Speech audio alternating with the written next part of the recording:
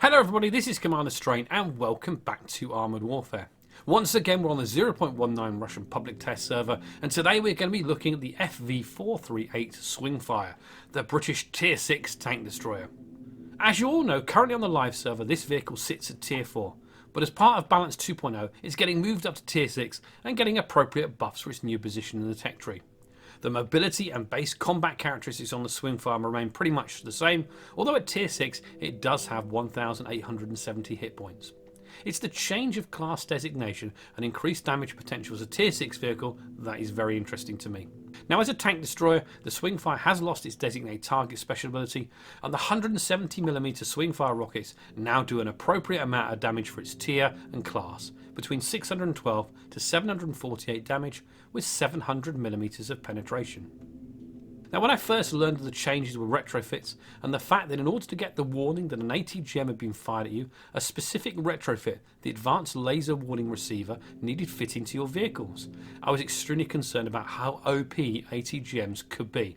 But after playing vehicles with ATGMs from tiers 5 to 8 now, I'm somewhat reassured.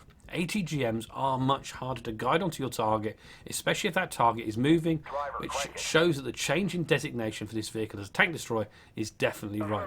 From a concealed position, this vehicle can be effective on the battlefield, but not overpowered. Anyway, that's enough. Let's get on and show you some gameplay footage. So here we are, we're on the Reactor map. It's a 3 versus 3 skirmish mode. We've got two XM1s on our team and myself in a Swingfire, and we're facing a VFM5, an MBT-70 and a WZ-1224. So I'm looking now, I'm going to head up onto the tank destroyer hill just over here and see if I can support our XM1s from a little bit of range. We push up, we're just trying to dodge these XM1s, and I make a little mess up here. I actually get just over here caught on the side of the map. Very embarrassing, trying to do three things at once, but for a few seconds just along here we get caught, but we soon suss out how to get off and we head into the position we want to. So our XM1s, we've got one up on the hill ahead of us and one pushing down onto the road. No enemy vehicles have been spotted yet.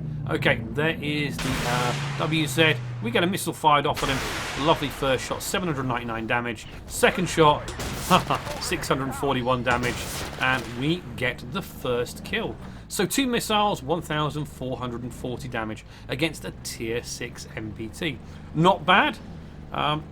It's always going to be hard in a 3 versus 3 to really justify how good or bad a vehicle is. But we get a chance here just to show what we can do. So we fire a missile there on the MBT-70. No luck at all. Reloading there. We spot the VFM5 ahead of us. The MBT-70 is still there.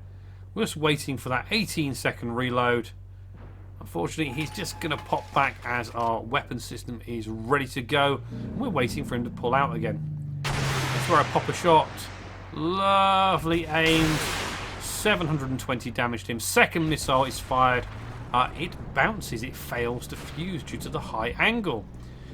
So not a bad start. There's the VFM5. We had to reload. Unfortunately, he's going to be out of view range. But we know he's going to be going round after our friendly XM1. So once we're reloaded, we're just aiming at this point here, just making use of this bush. Just looking around, seeing what's going on. There is another vehicle over there as well. And there's the VFM5. Aiming, we fire. Alas, no chance of getting a shot there. But you saw how difficult it was for the missile to be moved around, and it's very, very slow firing.